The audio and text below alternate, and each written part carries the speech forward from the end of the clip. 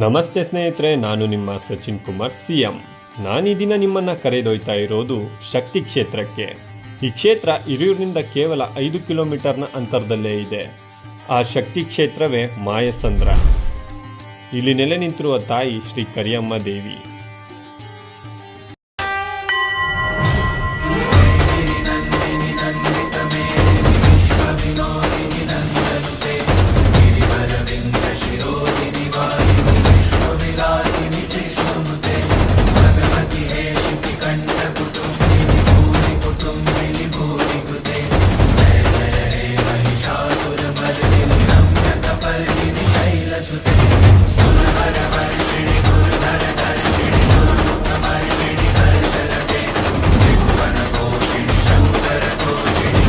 ಈ ಶಕ್ತಿ ಕ್ಷೇತ್ರದ ಬಗ್ಗೆ ಮುಂದಿನ ವಿಡಿಯೋದಲ್ಲಿ ಮತ್ತಷ್ಟು ಮಾಹಿತಿನ ತಿಳಿಸ್ಕೊಡ್ತೀನಿ. ನನ್ನ ಈ ಚಾನಲ್ನ ತಪ್ಪದೆ ಸಬ್ಸ್ಕ್ರೈಬ್ ಮಾಡಿ.